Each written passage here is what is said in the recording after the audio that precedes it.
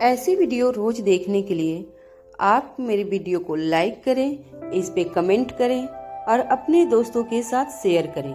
और हाँ, अगर आप इस चैनल पे नए हैं तो इसे सब्सक्राइब करना ना भूलें। पुनर्रोपण के इशारे पर उसका एक साथी पहले दीवार पर ऊपर चढ़ता है और उसके बाद वह भूमि से सौजन्य को अपनी गोद में ले लेता है। सौजन्य के मिल जाने के और टीम के बाहर आने की खबर मिलते ही कुछ पुलिसकर्मी दीवार के दूसरी तरफ आ जाते हैं। वह अपने हाथों को आगे की ओर बढ़ाकर सौजन्य को सुरक्षित उस दीवार के ऊपर से नीचे अपनी बाहों में ले लेते हैं। इसके तुरंत बाद शेष सभी दीवार फांदकर वापस बाहर आ जाते हैं। भूमिका, अर्जुन सिंह और पुनर्रोपण तेजी से वापस बेनीटी कार में कौटिल्य और समूह के पास पहुंच जाते हैं। इस वक्त सौजन्य भी उन्हीं के साथ इसी कार में था। इस समय सौजन्य को अपहरणकर्ताओं से छुड़ा लेना अपने आप में एक बड़ी उपलब्धि थी, लेकिन इसके साथ साथ भूमिका के लिए उस लच्छू नाम की लड़की तक पहुंचना भी बेहद जरूरी था, जिसके यहाँ पर होने की तीव्र संभावना थी। भूमिका को पूरा विश्वास था कि वह छिपी हुई खिलाड़ी हो न हो, इस वक्त इस खेल को लीड कर रही होगी। इसका मतलब था कि उसे भी इस वक्त यही होना चाहिए। तभी सौजन्य को अपनी आंखों के सामने लेटा हुआ देखकर भूमिका आगे बढ़ती है और उसे ठीक प्रकार से लिटाकर कहती है, अब हम उनका आमना सामना कर सकते हैं। इससे पहले कि कोई कुछ कह पाता सम्मुख बोल पड़ता है, मुझे बीच में बोलना नहीं चाहिए, लेकिन फिर भी मुझे लगता है कि इस वक्त सौजन्य को लेकर हॉस्पिटल जाना ज्यादा जरूरी है। इसके अलावा मुझे यह भी लगता है कि तुम लोगों को इसे एक पल के लिए भी अपनी आंखों से दूर नहीं करना चाहिए। मेरा मतलब है कि तुम लोगों को खुद इसे अस्पताल लेकर जाना चाहिए, क्योंकि तुमने ही कहा कि वह लोग बेहद खतरनाक है और तुमने उन्हें बेहद नजदीक से देखा है, इसलिए तुम उनकी ताकत और कमजोरी दोनों जानती हो। इसी वजह से मेरा अनुमान है कि किसी भी विपरीत परिस्थिति का सामना कैसे करना है, इसे तुमसे बेहतर और कोई नहीं जानता। अब भूमिका का ध्यान इस बात पर जाता है कि सौजन्य अचेत अवस्था में है और न जाने इस वक्त उसके शरीर के अंदर क्या चल रहा होगा। वह लोग इस बात के बारे में भी कुछ नहीं जानते थे कि उन्हें बेहोश करने के लिए किस प्रकार का ड्रग दिया गया है, अथवा वह उस घुटन भरी जगह में बंद होने की वजह से बेहोश हो गया है। तभी कौटिल्य कहता है, मुझे भी समूह की बात बिल्कुल ठीक लग रही है। इस वक्त आमना सामना करने से कहीं ज्यादा जरूरी है कि सौजन्य को सिक्योरिटी दी जाए और उसे जितना जल्दी हो सके किसी सुरक्षित स्थान पर ले जाया जाए। एक बार सौजन्य सुरक्षित हो जाए तो उसके बाद हम दुश्मन का मुकाबला कर सकते हैं, फिर उसका परिणाम चाहे जो भी हो। कौटिल्य ने जितना जोर देकर यह बात कही थी, उससे भूमिका को तुरंत ही वक्त की नजाकत और अपनी प्राथमिक जिम्मेदारी का बोध हो जाता है और वह कहती है, हाँ तुम लोग ठीक कह रहे हो, इनसे निपटने का फिर मौका मिल जाएगा, लेकिन हमारी जरा सी भी गलती या जल्दबाजी सौजन्य के लिए जानलेवा हो सकती है। सबसे पहले हमें यहाँ से चलना चाहिए। भूमिका का इस तरह से निश्चय कर लेने के बाद वह सभी लोग वहाँ से आगे बढ़ जाते हैं। तभी पुनर्रोपण कहता है, सौजन्य को लेकर हमें हॉस्पिटल जाना होगा और डॉक्टर रत्नेश से ज्यादा बेहतर तरीके से इस मामले को और कोई नहीं देख सकता है, क्योंकि वह सौजन्य के बारे में हर छोटे से छोटे पहलू को जानते भी हैं। तभी सम्मुख गंभीर होकर कहता है, यह मामला इस बच्चे के सिक्योरिटी का है, इसलिए मैंने पहले ही डॉक्टर रत्नेश को मैसेज कर दिया है। वह मेरे घर पर हमारे पहुंचने तक आ चुके होंगे। मेरे हिसाब से सौजन्य के लिए मेरे घर से ज्यादा सुरक्षित स्थान फिलहाल कोई नहीं है। इसके अलावा अपने परिवार को पूरी तरह से खो देने के बाद इस बच्चे का एक परिवार के बीच में ही रहना ज्यादा उचित होगा। इसके बाद सम्मुख एकदम सामान्य रूप से कहता है, मैंने आप सभी महानुभावों के सामने अपनी बात रख दी है। इसके बाद आप लोग जहां सही समझे वहां सौजन्य को रख सकते हैं। तुम लोगों को जैसा भी अच्छा लगे वही करे, इससे मुझे कोई एतराज नहीं। समूह की बात सुनकर भूमिका, कौटिल्य, अर्जुन और पुनर्रोपण सभी खामोश रह जाते हैं। कुछ पलों के लिए सभी यह सोचने की कोशिश करते हैं कि क्या ऐसा करना ठीक होगा। समूह के हंसते से भूमिका, कौटिल्य और अर्जुन सिंह बेशक परिचित न हो, लेकिन पुनरूपन बेहतर तरीके से बिजनेसमैन समूह के बारे में सब कुछ जानता था, विशेषकर उसका घर और सिक्योरिटी सिस्टम। इसके बाद पुनरूपन कहता है, कानूनी स्तर पर यह एक बढ़िया फैसला नहीं है, लेकिन सामान्य स्तर पर देखा जाए तो यह एक अच्छी योजना है। इतना कहकर वह भूमिका की तरफ देखता है।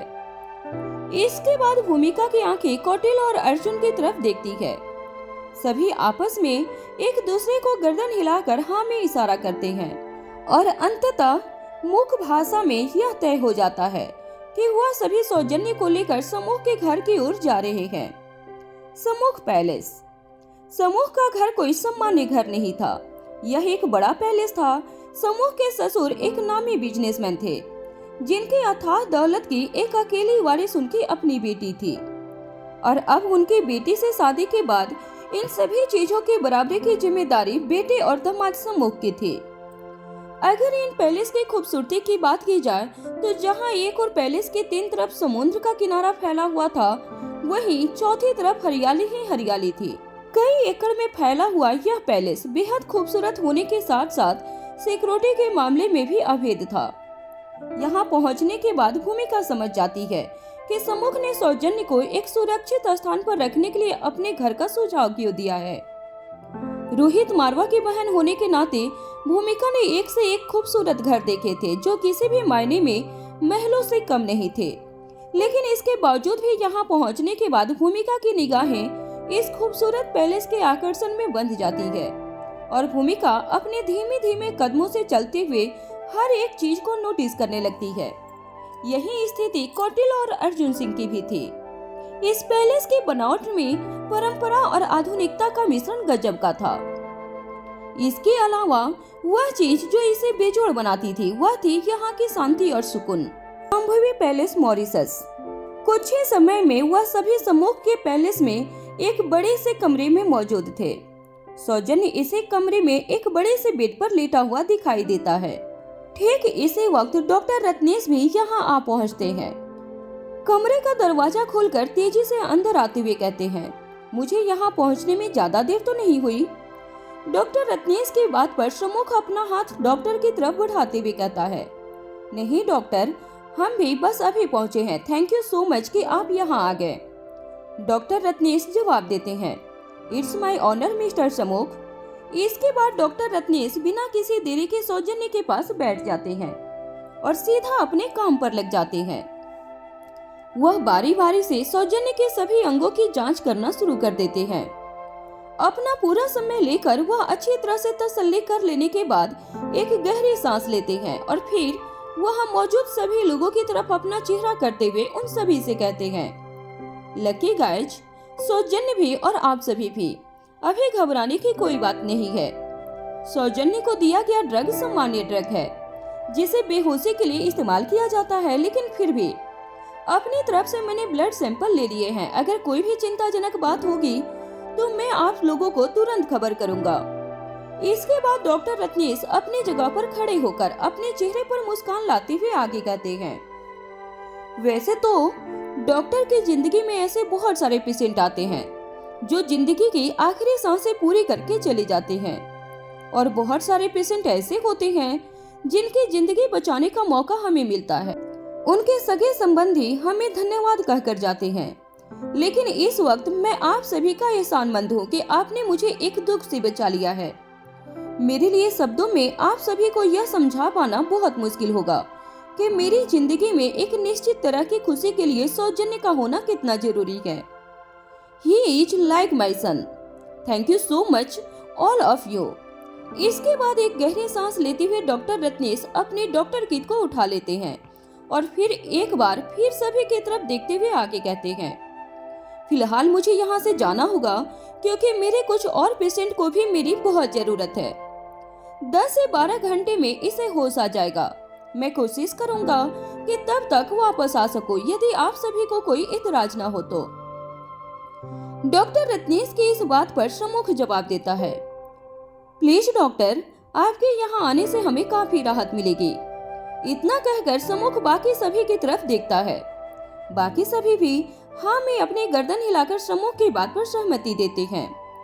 लेकिन तभी पुनरुपन कहता है, डॉक्टर, मेरी आपसे रिक्वेस्ट है कि यहाँ आते हुए आप काफी सावधानी बरतें। ऑफिसर रूपन इसके आगे कुछ कहें उससे पहले ही डॉक्टर रत्नेश कहते हैं, डोंट वरी ऑफिसर, मैं अच्छी तरह से समझ रहा हूँ कि आप क्या कहना चाहते हैं। मैंने अभी भी पूरी एहतियात बरती है और आगे भी यही करूँगा। अब तक लगभग सभी चीज ठीक हो चुकी थी, लेकिन फिर भी भूमिका को लक्ष्यों तक न पहुंच पाने का बेहद अफसोस था। इसीलिए वह किसी सोच में डूबी हुई दिखाई देती है कि तभी सम्मुख कहता है, अब तुम लोगों को फ्रेश हो जाना चाहिए, इसके बाद डिनर टेबल पर मिलते हैं। ऐसा कहकर वह अपने एक नौकर को आवाज लगाता है। नौकर आकर सामने खड़ा हो जाता है। सम्मुख उसे इशारा करता है और नौकर अपने दोनों हाथ आगे की तरफ बांधे हुए गर्दन झुका देता है। फिर नए मेहमानों से कहता है, आइए मैं आपको आपके रूम दिखा देता हूँ। ऐसा कहकर वह तीनों को साथ में लेकर जाता है। करीब आधे घंटे के बाद वह सभी दोबारा से एक साथ दिखाई देते हैं। सम्मुख डाइनिंग टेबल पर इन सभी की मुलाकात अपनी पत्नी शांभवी से करवाता है। शांभवी अपने पहनावे, चाल ढाल और बातचीत से बिल्कुल राजकुमारी जैसी थी। उसकी परवरिश इसी तरह से की गई थी। सम्मुख बड़े ही अदब के साथ बारी बारी सभी का इंट्रोडक्शन शांभवी को देता है। शांभवी सभी से हाथ मिलाती है और भूमिका से गले मिलती है। फिर एक प्यारी सी मुस्कान के साथ सभी से कहती है, मुझे जैसे ही पता चला कि समूह के फ्रेंड्स इंडिया से आए हैं तो मैं अपनी सारी बिजनेस मीटिंग कैंसिल करके सीधा आप लोगों से मिलने चली आई। आप सभी का यहाँ आना मुझे बहुत अच्छा लगा। जब आप सभी यहाँ तक आ ही गए हैं तो इतनी आसानी से वापस नहीं जाने दूंगी। मैं खुद आप लोगों के साथ पूरा मॉरिशस घूमूंगी। शांभवी की बात पर सभी मुस्कुरा देते हैं। वह सभी जानते थे कि यहाँ ज्यादा वक्त तक रुक पाना उनमें से किसी के लिए संभव नहीं है, लेकिन जितने प्यार और अपनेपन से शांभवी ने यह प्रस्ताव रखा था, इस वक्त सीधा इनकार कर देना किसी ने भी ठीक नहीं समझा। खाना खाने के साथ साथ कुछ हंसी मजाक करते हुए वह सभी अपने रिलेशन डेवलप करते हैं। उनमें से किसी को भी ऐसा महसूस नहीं होता जैसे कि वह किसी ऐसे व्यक्ति के घर पे बैठे हैं जिनसे उनकी मुलाकात आज सुबह ही हुई है। डिनर कर लेने के बाद सम्मुख कहता है, अगर तुम सभी कहो तो मैं तुम्हें मॉरिशस की कुछ खास जगहों पर लेकर चलता हूँ। इससे पहले कि सम्मुख आगे कोई डिटेल दे पाता, उससे पहले ही भूमिका जवाब देती है, अभी नहीं, मैं कुछ देर आराम करना चाहती हूँ। इसके बाद भूमिका मुस्कुराती हुई कहती है, शायद ऐसा करने से मेरे दिमाग को कुछ आराम मिले और मैं कुछ अच्छा सोच पाऊँ। फिर अचानक से किसी सोच में जाते हुए कहती है, सौजन्य की जिंदगी तो बच गई, लेकिन उसके साथ साथ किसी और की भी जिंदगी बच गई।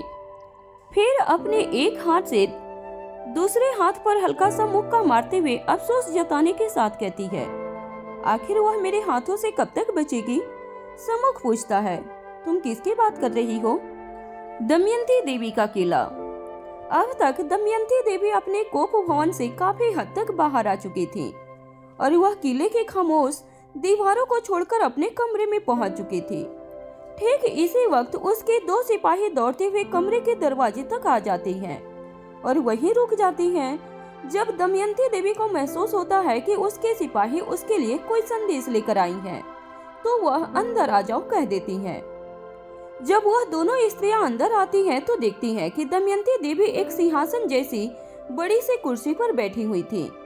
उनके बाल बिखरे हुए थे। तभी वह अपनी बड़ी बड़ी आंखों से वह घूंघटपोश स्त्रियों की तरफ देखती है। उनकी आंखों से निकलती आग से वह स्त्रियां अंदर ही अंदर कांप उठती हैं। दमयंती देवी अपना एक हाथ आगे करके उन्हें बोलने का आदेश देती हैं। तभी उनमें से एक स्त्री कहती है, माँ साहब, एक अच्छा संदेश है। इससे पहले कि वह आगे कुछ कहती, दमयंती देवी उसे टोकते हुए कहती हैं, अपनी हद में रहो, तुम सिर्फ संदेश सुनाओ, अच्छा बुरा हम खुद तय कर लेंगे। दमयंती देवी की कड़कती हुई आवाज सुनकर उस स्त्री का हलक सूख जाता है। वह आगे एक शब्द नहीं बोल पाती। ऐसी स्थिति को देखकर दूसरी स्त्री हिम्मत करके कहती है, माँ साहब, लच्छू का संदेश है। उसने लिखा है कि वह अगले विमान से आ रही है। इस वक्त वह एयरपोर्ट पर है। यह सुनते ही दमयंती देवी का रूप एकदम से बदल जाता है। वह रूप जो अभी विकराल दिखाई दे रहा था, वह अचानक से सामान्य दिखाई देने लगता है। दमयंती देवी की आवाज भी एकदम से बदल जाती है। वह कहती है, हाँ, इसे सच में अच्छा संदेश कहा जा सकता है। जाओ, तुम दोनों अब जा सकती हो। जैसे ही कोई अगली खबर मिले मुझे तुरंत सूचित करना। वह दोनों स्त्रियां एक साथ बोल पड़ती हैं, जी माँ साहब, और पीछे की ओर 3 कदम खिसकते हुए वहां से मुड़कर चली जाती हैं। उन औरतों के जाते ही दमयंती देवी अचानक से जोर जोर से हंसने लगती हैं। फिर कुछ पलों के बाद अपने सिपाहियों को आवाज लगाती हैं, कहाँ मर गई सबकी सब? यह सुनते ही 2 स्त्रियां दौड़ते हुए अंदर प्रवेश करती हैं। जी माँ साहब, दमयंती देवी बड़े ही आराम से कहती हैं, जाओ, जाकर हमारे भोजन का प्रबंध करो। दमयंती देवी की यह बात सुनकर दोनों ही स्त्रियों को बड़ी ही सुकून का आभास होता है। दमयंती देवी के खाने के लिए कहने का तात्पर्य था कि अब सब कुछ सामान्य हो चुका है। अब दमयंती देवी का गुस्सा भी किसी के प्राण नहीं लेगा। Airport Mauritius. लच्छू के वापस जाने की टिकट हो चुकी थी, इसलिए वह माँ साहब को संदेश भेजती है, मैं अगले पंछी के पंखों पर आ रही हूँ। मगर फाइनली जैसे ही लच्छू आगे की तरफ बढ़ती है, उसे ख्याल आता है कि एक बार यह पता कर लिया जाए कि उनकी योजना किस तरह काम कर रही है। वह जैसे ही अपना फोन हाथ में लेती है, उसे उस पर मैसेज दिखाई देता है जिसमें लिखा था, हमें आपकी मदद की जरूरत है, मैसेज मिलते ही बात करें। यह देखते ही लच्छू कुछ परेशान हो जाती है और तुरंत अपनी टैबलेट जैसी डिवाइस को ऑन करती है। फिर इसकी मदद से उस स्त्री को सिक्योर लाइन से कॉल करती है, जिसे वह अपने बाद सारा दामोदर सौंप कर आई हुई थी। जैसे ही उधर से फोन उठता है, लच्छू पूछती है, सब सही तो है ना? यह सुनकर उस स्त्री की आवाज लगभग कांपने लगती है और वह कहती है, नहीं, कुछ ठीक नहीं है, गजब हो गया, वह लड़का गायब हो गया है। यह सुनते ही लच्छू का गुस्सा तीसरे आसमान पर पहुंच जाता है और वह लगभग यह भूलकर कि वह किस जगह पर मौजूद है, चिल्लाती हुई कहती है, यह क्या बक रही हो तुम? क्या वह कोई चिड़िया है जो उड़ जाएगी? इतना बोलने के तुरंत बाद लच्छू को एहसास होता है कि उसे अपनी आवाज को कम रखना चाहिए। वह तुरंत अपनी जगह से चलने लगती है और एक कोने की तरफ चली जाती है। फिर धीमी आवाज में कहती है, वह बेहोश लड़का उठकर कहाँ जा सकता है, और वह भी तहखाना के अंदर से? सांभवी पैलेस। भूमिका जवाब देती है, कुछ नहीं। ऐसा कहकर वह अपने चेहरे पर मुस्कान लाते हुए आगे कहती है, फिर मिलते हैं गाइज, और अपने कमरे में चली जाती है। इसके बाद अर्जुन भी यही करता है, लेकिन जब कौटिल वहां से जाने लगता है तो सम्मुख उसे रोक लेता है। भूमिका और अर्जुन सिंह के जाने के बाद सम्मुख कौटिल से कहता है, मुझे पूरी उम्मीद है कि तुम मुझे मेहमान नवाजी का पूरा मौका दोगे, चलो। बदले में कौटिल सिर्फ मुस्कुरा देता है और कुछ नहीं कहता। कौटिल के मुख सहमति को मद्देनजर रखते हुए सम्मुख आगे कहता है, आओ, मैं तुम्हें इस घर की खास जगह पर लेकर चलता हूँ। ऐसा कहकर वह कौटिल को साथ लेकर अपने बनाए हुए पर्सनल ड्रिंक कॉर्नर तक पहुँच जाता है। जब सम्मुख अपनी ड्रिंक के बारे में बात करना शुरू करता है तो कौटिल उसे बीच में ही रोकते हुए कहता है, मैं सिर्फ तुम्हारी चॉइस की ही तारीफ कर सकता हूँ, इससे ज्यादा उम्मीद मुझे मत करना। आई एम सॉरी, इस वक्त मैं तुम्हें कंपनी नहीं दे पाऊंगा। सम्मुख कहता है, यह सुनकर मुझे अच्छा तो नहीं लग रहा है, लेकिन इट्स ओके, मैं समझ सकता हूँ तुम्हारा होश में रहना कितना जरूरी है। ऐसा कहकर सम्मुख ड्रिंक लेते हुए कौटिल्य के साथ कॉर्नर में रखे हुए चेयर्स पर जाकर बैठ जाता है। फिर अपने ड्रिंक्स में 2 घूंट लेने के बाद उसे सामने रखे हुए टेबल पर रखकर उठ खड़ा होता है और कुछ कदम दूर चला जाता है। फिर कौटिल्य की तरफ मुड़कर कहना शुरू करता है, दुनिया में बहुत तरह के लोग देखे, पर तुम्हारे जैसे लोग इस धरती पर ना की बराबर है। और अगर मैं अपनी बात करूं तो मैंने तुम्हारे अलावा तुम्हारे जैसा इंसान दूसरा कोई नहीं देखा। यह सुनकर कौटिल्य आश्चर्यजनक निगाहों से सम्मुख की तरफ देखता है। वह यह समझने की कोशिश कर रहा था कि सम्मुख के कहने का क्या मतलब है। फिर एक पल रुककर सम्मुख आगे कहता है, इस तरह क्या देख रहे हो? मैं तुम्हारी सारी हकीकत जानता हूँ, बड़ी ही बेरहम किस्म के इंसान हो तुम। फिर एक पल रुककर कौटिल्य की आंखों में देखते हुए बड़ी ही रोष के साथ आगे कहता है, सिर्फ बेरहम ही नहीं, बड़ी ही बेशर्म भी हो। कोई किसी से कुछ छीनने पर आए तो बहुत उसके धन दौलत छीनता है, पर तुम तो वह हो जिससे छीनने के बारी पर कुछ भी नहीं छोड़ा। तुमने उसका घर परिवार, यहाँ तक कि उसके माँ बाप रिश्तेदार सब हथिया लिए। कौटिल्य जवाब देता है, मैं उस घर में अपनी मर्जी से नहीं रहता हूँ। वह घर भूमिका या उसके पेरेंट्स का नहीं बल्कि मिस्टर मारवा का है। सम्मुख बीच में ही कौटिल्य को रुकते हुए आगे कहता है, रुको रुको, तुम समझे नहीं। मैंने कहा ना कि मैं सब जानता हूँ। मैं भूमिका की बात नहीं कर रहा हूँ।